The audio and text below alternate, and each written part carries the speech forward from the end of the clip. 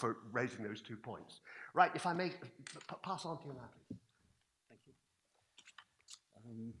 Well, hello, thank you for inviting me. And my name is Lutfi Radwan. I run a small farm with my wife in Oxfordshire. I won't talk about myself, but what I firstly would like to just pick up on is the points that Ruth and Mossin have made, I think are fundamental to what we're talking about here, is that issues of compassion, presence, responsibility, these are the terms that should always be coming up when we're talking about the welfare of animals, through the rearing right up to the slaughter. And it reminded me of a saying of the Prophet Muhammad that I often quote, nearly always quote when I talk to anyone, partly because it's so short I can remember it, is that ad-din mu'amala.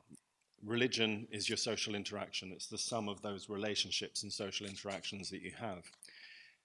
We've heard yesterday how the system that we're working within is broken, completely broken, almost to the extent that we can't really think about how we could fix the system we have. Some of the talk about techniques, methods, things that we can change, lairage, transportation, etc., are almost just academic discussions, because the juggernaut of the food industry is moving in such a direction that it's almost impossible to incorporate those concerns into what is really happening around us.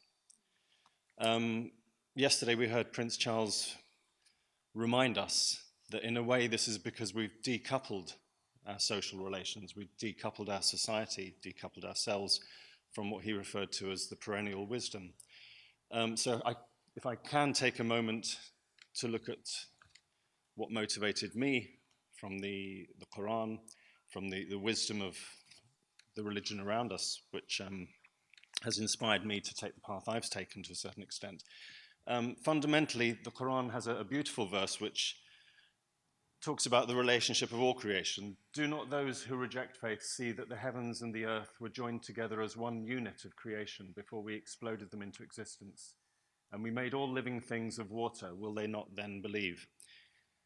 The monotheism of Islam, Judaism, Christianity is not so much about the monotheism, the unity of our creator. Of course, the creator of all of this is one. But also, all that was created is one. There is no separation between us and the rest of creation. We need to put that back into our social relations, our understanding of our relationship with the created world around us. We're all made of carbon and water, all of creation. In fact, if you look at the genetic makeup of the earth, you look at the makeup of the trees around us, and you look at the genetic makeup of us, it's almost all carbon-based life. So on one level, we're all with our feet on the ground from the same stuff. And at the same time, we all have some aspect of us which is head in the heavens or heart in the heavens.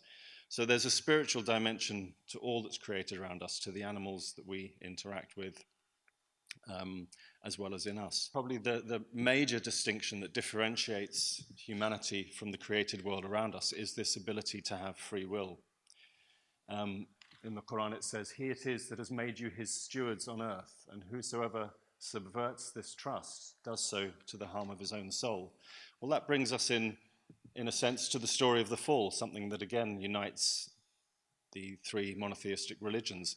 The idea of man's fall from the garden and the journey on earth, the spiritual journey of all of mankind, is to somehow reconnect with that spiritual sense, to go back to the garden and to actually use the ability of free will to make the correct choices on our way along that journey. So that relationship with the rest of the created world is not one of dominion. Stewardship never implies ownership. Stewardship is a trust that if we discharge fully is one that leads to our own salvation, as the verse indicates, but also would affect the way that we interact with the animals and the rest of the world around us. I was listening, and of course the title of the conference, Harmony, reminded me that there's a word in the Quran, mizan, which means balance, which could just as easily be translated as harmony.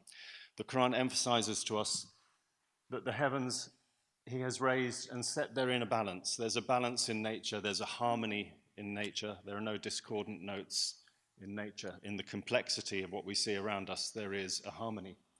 So he has set therein a balance or a harmony in order that we would not transgress that balance. So we're ordered to establish that balance with justice and not to destroy the balance. 4 times the word balance is mentioned in that verse. In the Arabic, it's quite rhythmic, quite poetic. But the point is, what's stressed fundamentally throughout the Quran is this sense of our stewardship, our responsibility toward the rest of the created world, and the requirement that we establish that balance. And as I say, religion is your social interaction. It's not necessarily the higher philosophy, it's not the detailed ritual, it's not a lot of the aspects that we look at for religion, but it's actually what you do. We can see that at the moment we're not doing the right things.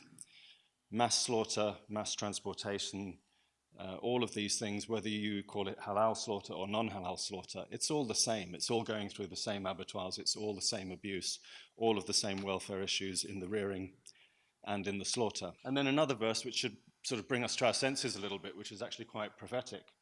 Corruption has appeared throughout the land and the seas as a result of the deeds of man, so that he may let them taste some of the consequences of their actions, and in order that they might return to the right path. So again, emphasizing that actually what we see around us is a result of our social interactions. It's the result of our societies that we create, the technology that we create, and that the evil that we see around us is wrought by our own hands. So we have that responsibility. It comes back to this issue of responsibility. On that point, actually, I was reminded again of a beautiful book which was written in the 7th century, in fact. It was a book called The Trial of the Animals. A 7th century group of scholars in Baghdad wrote a fictional story of the animals calling man to account for the way that they were treated. They felt they were being treated wrongly, that their habitats were being destroyed, that they were being taken for granted, they were being burdened with too much weight. So the animals got together and called in a judge to actually adjudicate between them and mankind. And the judge looked at the issues. He heard the testimony of the nightingale, of the donkey. Various animals came and gave their story as to how they were being treated by humanity. And in the summing up, the judge made this statement. He judged in favor of the animals, and that mankind had not discharged that responsibility, that mankind had not acted as a steward. And he summed up by saying, should you err, the animals will begin to disappear one by one forever from the face of the earth, and the air in your settlements and fortresses will become dangerous to breathe. The seasons will be reversed, and your climates turned on end. The animals that you eat will bring sickness and death upon you, and you will no longer rule the earth. This can be reversed, but humans have to realize the extent of their cruelty. So I think that sort of sums up very well the problems that we're facing in the present day. Is there a further slide on there? Actually, I can't remember, no. So that's all I'd like to say as an opening statement, is that if we reach back into the perennial wisdom of whichever faith that we come from, we'll find very similar concepts. So it's not complicated. I often actually find talking on these subjects difficult because ultimately we're saying something simple that's self-evident to all of us. Respect for the rest of creation, responsibility for what we do. The problem is not really the philosophy or the answers. The problem is doing. And it's really down to people who are doing the right thing, and those of you who are inspired to do the right thing, to actually take those steps. Now, I was talking to Ruby yesterday about the solution to the world's problems. We were listening to the issues of the circular economy, whether it can be solved by some top-down fixes, market mechanisms that can actually look at the real cost to the environment and force businesses to change their way, whether that can really work when you've got, as I say, a juggernaut of development going in a direction that we really can't change, and world leaders like Trump, who seem to have their, well, I won't say where his head is, certainly not in the heavens. And then the bottom-up approach, which is great. We've got people... sorry, I said it. Okay, you're on... Okay. The bottom-up approach, which we see around us many wonderful individuals doing great things and slowly changing what's around us. But as we change it, the world's moving so fast that actually what we do seems almost meaningless. And it brings me to something that I often say that is misunderstood, and Ruby pointed out to me, I should be careful how I say it. It's not about saving the world, but because ultimately that's God's will. What will happen with the world will happen. What will happen is going to happen around us. But ultimately it's about changing yourselves, changing what you're doing and changing the community and those people around you. Those that you can affect are moved along the correct path.